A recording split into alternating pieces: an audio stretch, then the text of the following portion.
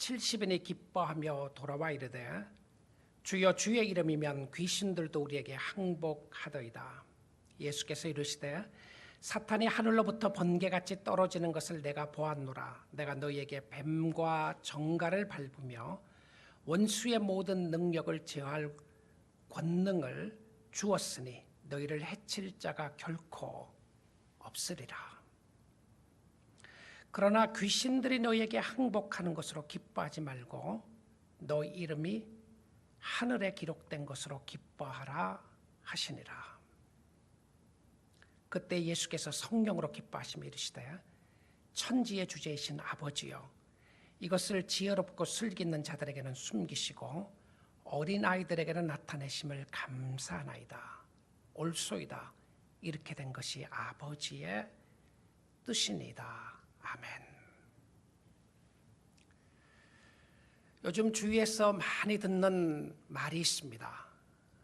힘들다라고 하는 말입니다. 힘들다. 사는 것이 힘들다. 예수 믿는 것도 힘들다. 돈 버는 것도 힘들고, 교회 다니는 것도 힘들고, 교인도 힘들고, 목사도 힘들고, 주위에 보니까 힘드는 사람들이 너무 많습니다. 힘드는 세상 살아가는 것이 힘들고 어려운데 뭐가 그렇게 힘들어라고 물어보면 구태여 정확하게 생각이 나지 않지만 그냥 힘들다고 하는 것은 떨쳐버릴 수가 없는 것 같습니다. 여러분도 그렇지 않습니까? 그냥 힘드시는가요? 힘들면서 우리에게 상실된 것 중에 하나가 기쁨입니다. 어느 날 돌아보니까 기쁘지 않는 거예요.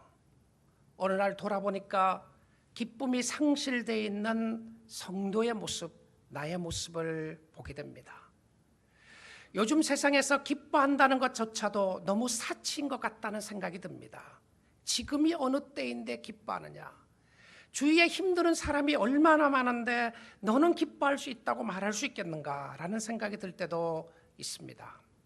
여러분은 어떠십니까?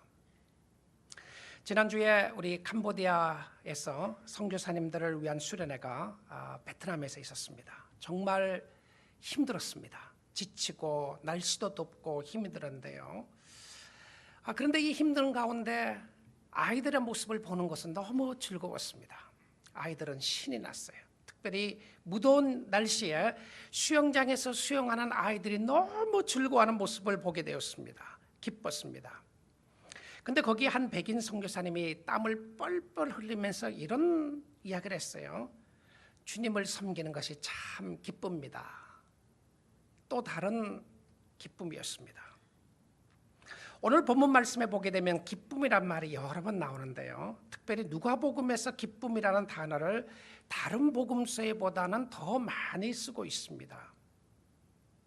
직업이 의사였던 누가는 회복에 대한 부분들을 상세하게 기록을 하는데 육신의 건강이 어떻게 회복됐는가, 병든 사람이 어떻게 낫게 됐는가를 굉장히 세밀하게 디테일하게 기록을 하고, 그리고 그는 육신의 병뿐만이 아니고 육신의 회복뿐만이 아니라 마음이 어떻게 회복됐는가를 중요하게 다룹니다. 그래서 기쁨, 감사, 평안, 마음의 회복이었어요. 이 일들이 예수라는 사람을 만남으로 인하여 이루어지는 일이라는 것을 설명을 하고요. 예수님을 만나면 변화가 일어나는데 그 변화가 육신의 변화도 중요하지만 마음의 변화와 함께 영혼의 변화가 일어난다고 말하고 있습니다. 마음의 변화 중에 하나가 기쁨이었습니다. 여러분 기쁘시나요? 여러분 얼굴 보니까 별로인 것 같아요. 기쁘신가요? 오늘 본문 말씀은 성도들에게 기쁨의 새로운 패러다임을 제시하고 있는 것을 보게 됩니다. 예수님이 70명의 제자들을 뽑았어요. 각 동네로 보내시면서 전도를 하게 했습니다. 너희들이 가는 곳곳마다 병을 고치고 하나님의 나라를 선포하게 했습니다. 전도를 하러 가니까 놀라운 역사가 일어나기 시작한 거예요. 그리고 그들은 너무나도 기뻐서 전도하고 난 이후에 예수님께 돌아왔습니다. 예수님, 정말 놀라운 일이 있었습니다. 오늘 본문 10장 17절입니다. 70인이 기뻐하며 돌아와 이르되 너무 기뻤어요. 주의 이름이면 귀신들도 우리에게 항복하더이다. 주의 이름이면 귀신들도 우리에게 항복하더이다. 얼마나 놀라운 기적인가요? 얼마나 기뻤겠어요. 예수님의 이름으로 귀신이 항복하는 것을 체험하게 된 것이에요. 근데 이것은 세상적인 무엇을 얻음으로 오는 기쁨도 아니고 영적인 기쁨 아니겠습니까? 기뻐하는 것 당연하지 않겠어요? 야, 그렇다. 내가 너에게 주는 기쁨이 바로 이것이었다. 귀신들이 쫓겨나는 거 봤느냐? 정말 놀라운 것이다. 기뻐할 수밖에 없는 것이다. 근데 제자들에게 예수님이 이런 말씀을 하시는 거예요. 그 이후에 바로 18절입니다. 예수께서 이르시되 사탄이 하늘로부터 번개같이 떨어지는 것을 내가 보았노라. 어떤 의미로 보면 좀 찬물 끼얹는 것 같아요. 예수님이 너무 기뻐하니까 사단이 하늘로부터 쫓겨난 것을 내가 떨어지는 거 봤다. 사실 사단이 언제 떨어졌어요? 우리가 구약 성경으로 가서 보게 된다면 사단의 역사가 있는 것을 보게 됩니다. 사단이 승리하는 것 같지만 창세기에 보게 되면 여자의 후손이 와서 뱀의 머리를 쳐부술 것이라고 하는 계시의 말씀을 주십니다. 그리고 사단이 하늘에서부터 쫓겨나게 됩니다. 그리고는 예수님이 광야에서 사단에게 시험을 받을 때에 이미 사단이 졌어요. 사단이 떨어진 것을 본 겁니다. 그래서 예수님의 이름으로 나아가면 사단이 이미 떨어지고 그리고 완벽하게 승리하게 된 것은 예수님의 죽으심과 부활하심으로 사단의 머리가 완전히 짓밟혀지게 됐어요. 그런데 지금은 예수님이 공생애 때에 하는 이야기였습니다. 사단이 이미 떨어진 것을 봤다 이렇게 이야기를 하는 거예요. 그래서 예수님의 이름으로 나아갈 때 이미 사단은 진 겁니다. 우리는 게임을 하는데 이긴 게임을 하는 거예요. 우리는 질 것인가 이길 것인가를 염려하는 것이 아니라 이기는 게임을 하는데, 그러고 나서 예수님이 또 무슨 말씀을 하시냐면 이렇게 말씀하십니다. 19절입니다. 내가 너희에게 뱀과 정갈을 밟으며 원수의 모든 능력을 제어할 권능을 주었으니 너희를 해칠 자가 결코 뭐라고요? 없으리라. 믿습니까? 얼마나 놀라운 능력이 우리에게 있느냐.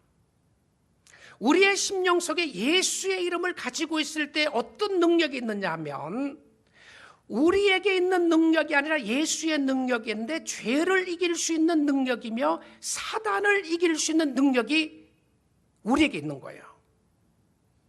근데 그 어떤 능력이 아니라 예수의 능력이었습니다. 예수를 믿는 자녀들에게 주신 능력이었는데요. 그런데 돌아보면 우리는 너무나도 무능력하게 살아갑니다. 그래서 우리에게 있는 것을 활용을 해야 되는데 예수 안에서 우리가 무엇을 가지고 있는가를 확인시켜 주시는 말씀입니다. 내가 예수를 구주로 믿고 주인으로 섬기고 따라 살아나가면 나의 심령 속에 이미 사단을 이길 수 있는, 사단이 진 것을 볼 수 있는 능력이 우리 가운데 있다는 것입니다. 이 예수님 때문에 이길 수 있는구나를 확인시켜 주시는데요. 그런데 우리는 능력을 달려고 할 때가 많이 있죠. 그런데 예수님의 자녀들에게 이미 사단을 이길 수 있는 능력을 주셨습니다. 왜 그러냐면 예수님이 이기셨기 때문에 그렇습니다. 자, 그런데 왜 사단이 아직도 활동을 하죠? 이렇게 예수님이 승리하셨다고 그러는데 왜 우리는 세상에 절망하고 죄 가운데 절망하고 낙심하고 좌절하는 모습을 자주 보게 되나요? 여러분, 천리역정에서 보게 되면 크리스찬이, 순례자가 천성을 향하여 올라갑니다. 올라가는 길에 큰 사자가 울고 있어요. 그 사자에게 가면 잡아먹힐 것 같았습니다. 그래서 섬찟하게 도저히 갈 수가 없었어요. 안내자가 이야기합니다. 그냥 믿음으로 가십시오. 아니, 죽을 것 같은데 어떻게 갈 수 있단 말입니까? 근데 믿음으로 나아갔을 때에 그가 보았던 것은 사단은 이미 묶여 있었습니다. 근데 그의 힘이 대단한데요. 우리가 베드로서에 보게 되면 사단이 우는 사자처럼 두루다니면서 삼킬 자를 찾는다고 그렇게 돼 있죠. 그럼 사단이 완전히 풀려져서 활동하는 것이 아닌가?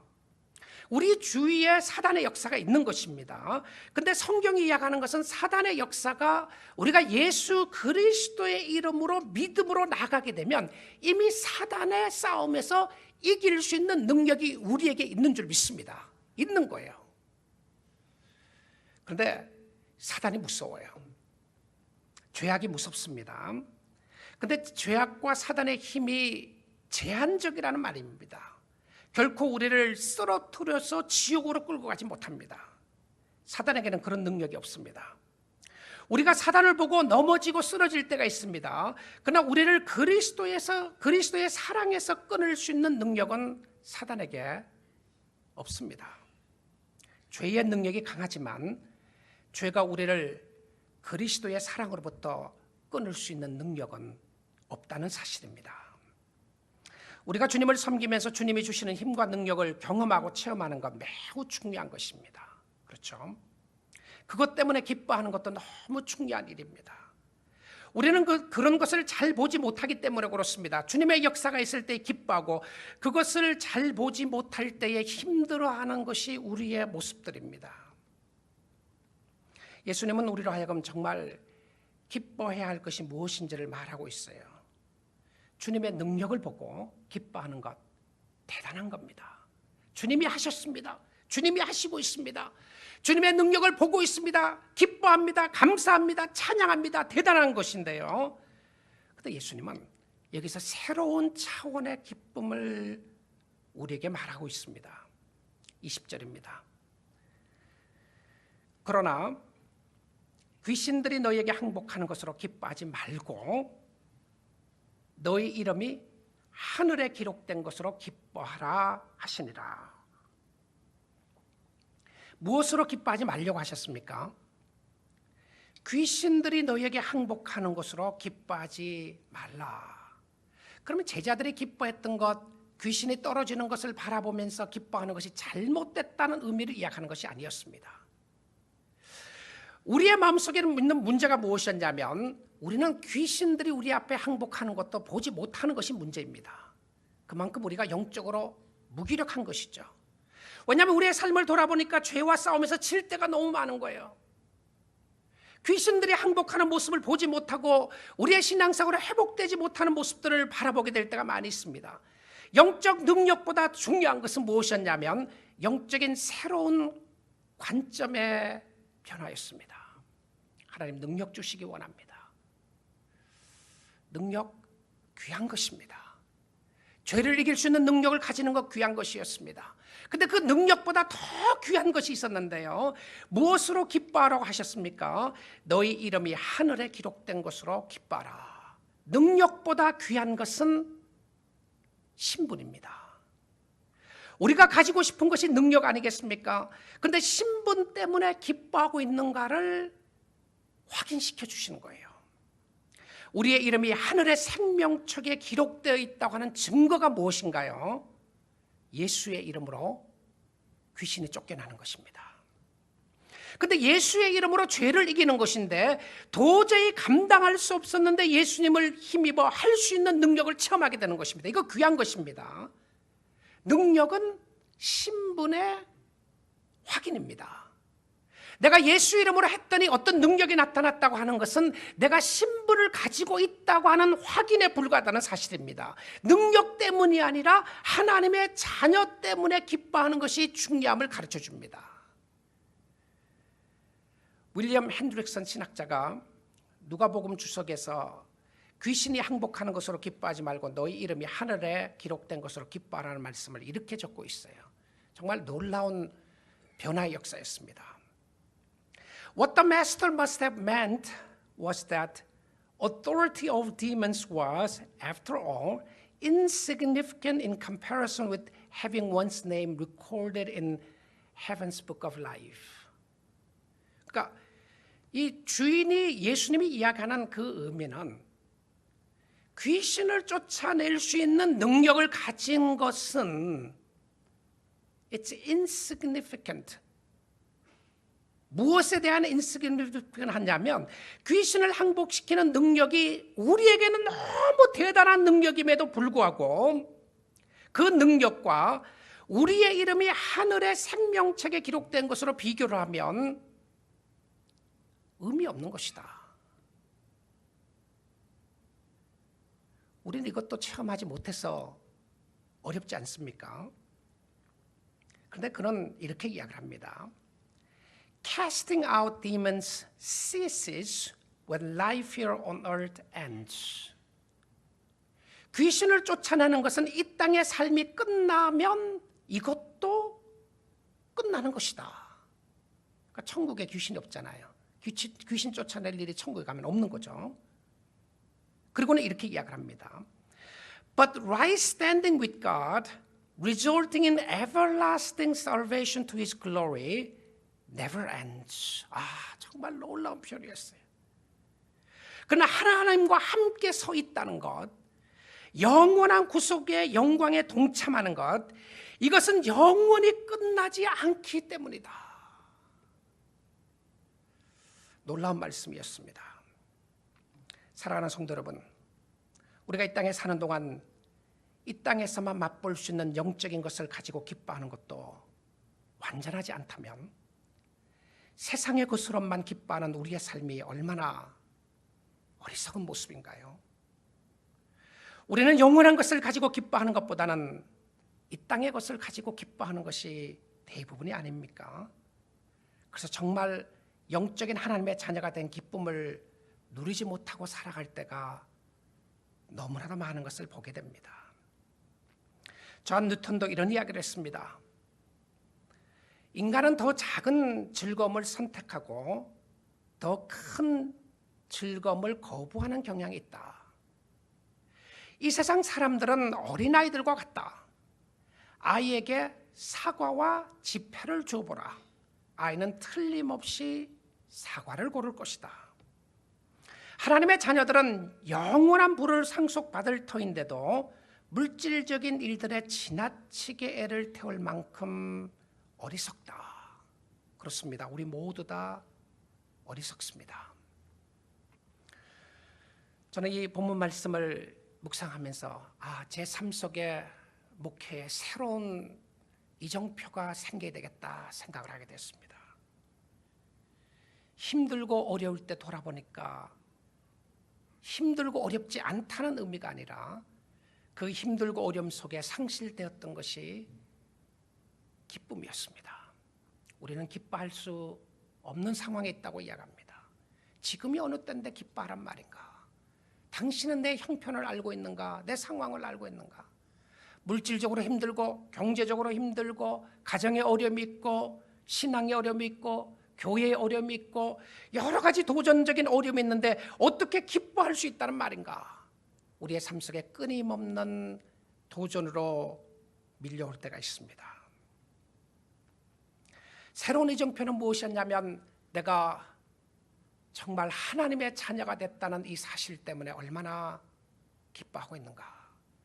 영적인 능력을 소유하는 것도 너무나도 아름다움에도 불구하고 이 영적인 능력을 소유하는 것보다 더 기뻐해야 될 것은, 그것보다 더 기뻐해야 될 것은 너희의 이름이 하늘에 기록된 것으로 기뻐하라.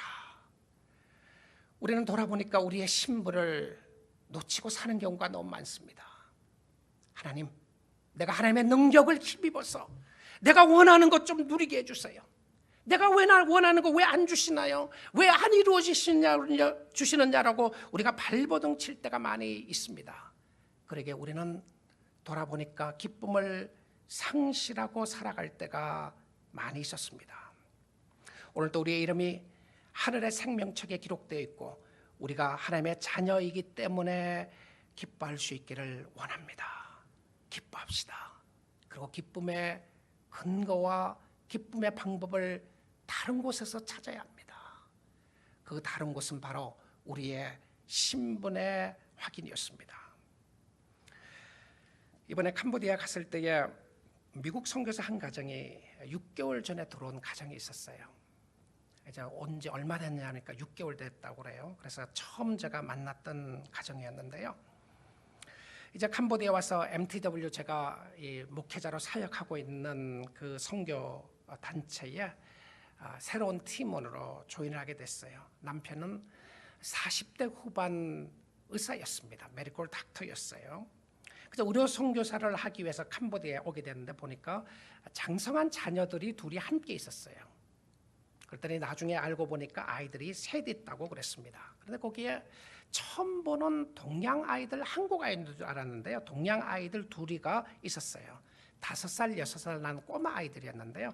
이 꼬마 아이들이 이 백인인데 따라다니면서 대리 마미 그러는 거예요. 그래서 나중에서 보니까 중국에서 입양한 두 자녀들이었습니다. 그래서 나중에 상담 시간에 너무너무 궁금했어요. 딸 둘, 아들 하나가 있는 가정 속에 왜 이렇게 두 자녀가 입양되는지를 궁금하게 물어보았습니다. 한 아이는 성장이 느린 아이였고요. 한 아이는 이 두꺼운 안경을 쓰고 있었어요. 5살 난 아이가요. 두꺼운 안경을 쓰고 있었는데 시력에 문제가 있는 아이였습니다. 이분이 이렇게 이야기를 했습니다. 지난해에 자기가 중국에 가서 아이 둘을 입양하게 됐다고 그랬습니다. 저는 형제인 줄 알았어요. 그런데 아니었습니다. 그런데 그 입양하게 됐던 이유는 이들에게 부모가 필요했기 때문에 입양했다 이렇게 이야기했어요. 우리 한국 사회 보게 되면 내가 자녀가 필요하기 때문에 입양하는 경우가 대부분인데 이 사람은 아이들이 부모가 필요했기 때문에 내가 그 부모의 역할을 해주려고 입양했다. 그리고는 이런 이야기를 하는 거예요. They need the church. 그들에게는 교회가 필요하고 They need Christ. 그들에게는 그리스도가 필요했기 때문에 양자 삼았다. 그리고는 이런 이야기를 합니다. 너무 키우는데 힘들다고.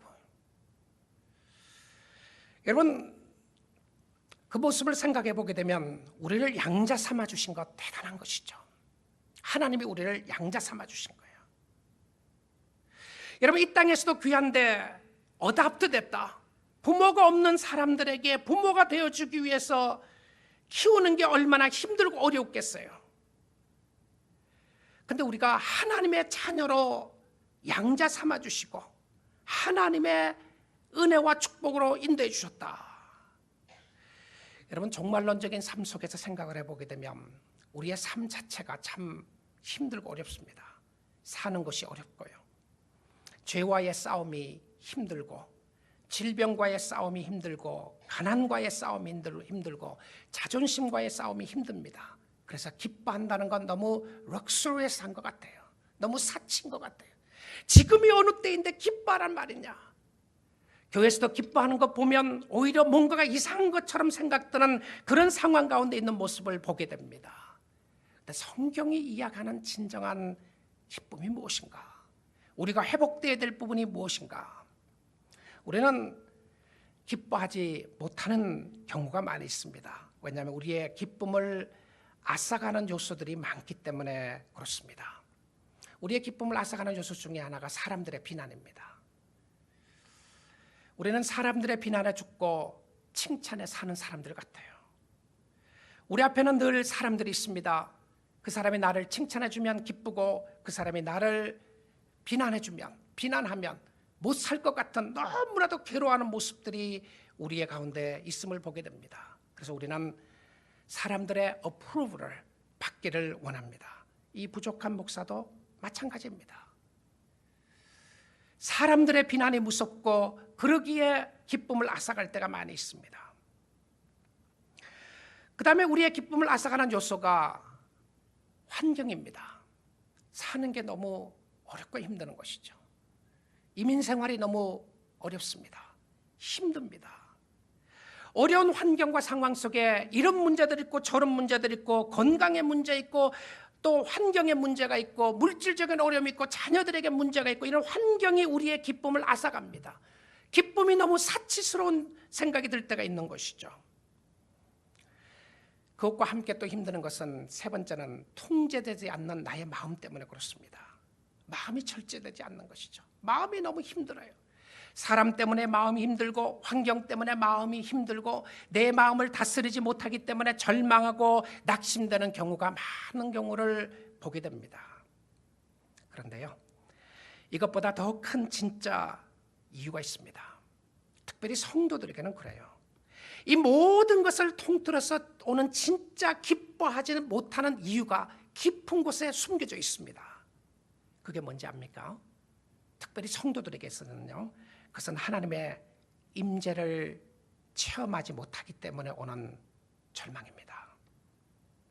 하나님의 함께 하시고 하나님의 역사하심을 느끼지 못하고 오는, 그러므로 말미암아 하나님이 믿어지지 않고, 아니 믿지 않는 것이죠. 하나님이 나를 사랑한다면 이런 일들이 있을 수 있겠는가? 이런 여러 가지 질문과 의문과 의심 때문에 우리의 마음속에 있는 기쁨이 사친 것 같고 우리의 기쁨을 송두리째 앗아가는 모습들을 우리는 보게 됩니다. 그래서 다윗은 그가 범죄한 후에 이렇게 기도를 하게 됩니다. 시편 51편입니다. 하나님이여, 내 속에 정한 마음을 창조하시고 내 안에 정직한 영을 새롭게 하소서. Create in me a clean heart, O God. Renew a steadfast spirit within me. 내 마음에 정한 영을 창조해 주시기 원합니다. 나를 주 앞에서 쫓아내지 마시고 주의 성령을 내게서 거두지 마소서. 주의 구원의 즐거움을 내게 회복시켜 주시고 자원하는 심령을 주사 나를 붙드소서. 주의 구원의 즐거움을 내게 회복시켜 주옵소서. 다윗은 자기의 심령 속에 회복되어야 될 것이 무엇인가를 알았어요. 구원의 기쁨이었습니다. 구원의 감격을 상실해버리고 하나님의 은혜를 상실하고 하나님의 역사하심을 상실하고 있는 자기의 모험을 본 것이에요. 이것은 자기의 심령 속에 새로운 하나님을 찾을 수 있는 마음을 이야기합니다. 절망의 마음이 아니고 의심의 마음이 아니고 비난의 마음이 아니고 하나님을 전심으로 찾을 수 있는 마음을 달려고 기도하고 있는 것을 보게 됩니다. 그리고 그가 회복되기를 원했던 것은 구원의 기쁨이었습니다. 구원받은 사람인데, 근데 그 구원의 기쁨이 상실되었고 더 큰 능력도 아니고 더 큰 힘도 아니었고 구원의 기쁨이었습니다. 여러분, 이 환경을 통해서 환경이 아무리 어려워도 앗아갈 수 없는 것이 구원의 기쁨이었습니다. 우리의 심령 속에 하나님의 은혜의 회복을 보지 못하고 구원의 감격과 구원의 기쁨을 보지 못하는 이 상황을 가리켰어요. 하박국 선지자는 정말 그의 심령에 회복되어야 될 것이 무엇인지를 이야기를 합니다. 하박국 3장 17절 18절입니다. 비록 무화과 나무가 무성하지 못하며 포도나무에 열매가 없으며 감람나무에 소출이 없으며 우리의 양이 없으며 외양간에 소가 없을지라도, 이 생활 필수품이죠. 생활 필수품을 다 잃어버린 거예요. 그런다고 할지라도 나는 여호와로 말미암아 즐거워하며 나의 구원의 하나님으로 말미암아 기뻐하리로다. 여호와로 말미암아 기뻐하며 나의 구원의 하나님으로 말미암아 기뻐하리로다. 바로 이것이었습니다. 오늘도 구원의 하나님으로 인하여 기뻐하지 않는 것이 문제였습니다. 그런데 그 이유는 어려움 때문이었고요. 그러나 진정한 기쁨의 회복은 하나님인 줄 믿습니다. 우리가 회복되어야 될 것은 하나님의 임재의 역사였습니다. 존 파이퍼 목사님이 최근에 한국에 가서 집회를 하면서 이렇게 말했어요. 하나님을 기뻐하는 것이 복음이다. 그 복음이 뭔가? 복음은 하나님을 기뻐하는 것이다. 복음이 나에게 임했다는 증거가 무엇이었냐면 하나님으로 인하여 기뻐하는 것이래요. 그런데 이 구원의 기쁨을 해결하는데, 구원의 기쁨을 회복하는데 비결이 있었습니다. 내가 어떻게 구원의 즐거움을 회복할 수 있는가? 어떻게 구원의 기쁨을 회복할 수 있고 그 구원의 기쁨을 해결할 수 있는 비결이 무엇인가? 오늘 말씀 가운데 볼 수 있습니다. 오늘 21절 본문 말씀입니다. 그때 예수께서 성령으로 기뻐하시며 이르시되, 그때 예수께서 성령으로 기뻐하시며 이르시되, 무엇이죠? 예수님께서 성령으로 기뻐하셨다. 여러분 이거 말씀 잘 아시죠?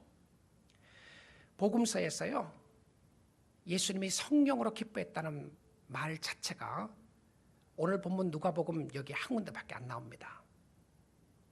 예수님의 삶은 기쁨으로 충만했어요.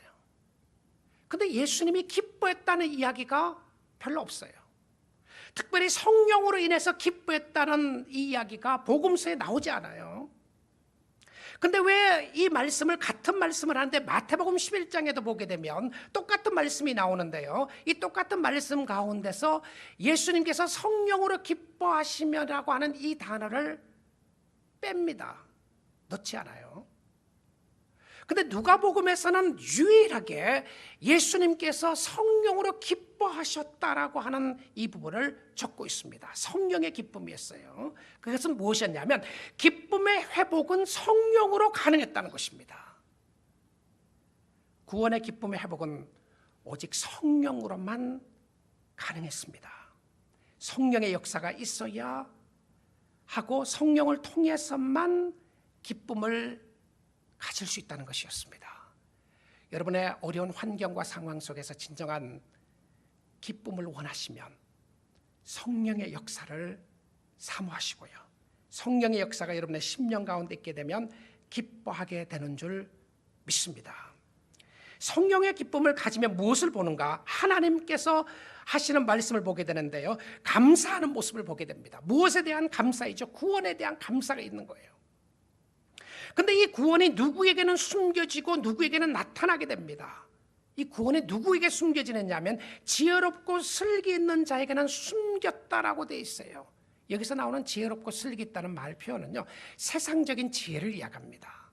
그러니까 세상적으로 내가 똑똑하고 하나님을 잘 믿을 수 있다고 하는 사람은 구원이 숨겨지게 되고요, 어린아이에게는 나타나는데 이 어린아이에게 나타나는 의미가 무엇이냐면 전적으로 하나님을 신뢰하는 자에게 나타나는 거예요. 구원의 역사로 인하여 감사하게 되는 사람은 누구였냐면 우리의 인생을 주께 드리고 하나님 앞에 드려서 전적으로 하나님을 신뢰하는 사람에게 주시는 하나님의 은혜의 역사인 줄 믿습니다. 우리의 이름이 하나님의 생명책에 기록됨을 인하여 감사하고 기뻐할 수 있기를 원합니다. 세상적으로 순간적으로 없어질 것으로 기뻐하고 슬퍼하는 우리의 마음을 고쳐서 영원한 것을 인하여 기뻐할 수 있기 원합니다. 우리에게 구원을 베풀어 주신 하나님입니다. 그를 다시 바라보십시오. 기쁨의 새로운 패러다임은 예수 그리스도였습니다. 우리가 회복되어야 될 그 무엇은 내가 그 어떤 것을 더 가짐으로 인해서, 그 어떤 것을 더 소유함으로 인해서 이 문제가 해결됨으로 인해서 오는 그 기쁨 아니고, 우리가 진정코 영적인 기쁨을 회복되어야 될 부분은 무엇이었냐면 구원의 감격이었습니다. 우리가 사라져버린, 하나님이 나를 구원해 주신, 내가 정말 죽을 수밖에 없었던, 아니 죽어 있었던 나를 구원해 주신 하나님의 은혜에 대한 감격과 이 은혜가 사라졌기에 우리의 심령 속에 새로운 역사가 필요한데, 그 새로운 역사는 구원의 역사를 바라보는 하나님의 은혜의 역사였습니다. 여호와는 오늘도 그들의 자녀들을 인하여 기뻐하십니다. 시편 147편 11절 말씀입니다. 여호와는 자기를 경외하는 자들과 그의 인자하심을 바라는 자들을 기뻐하시는도다.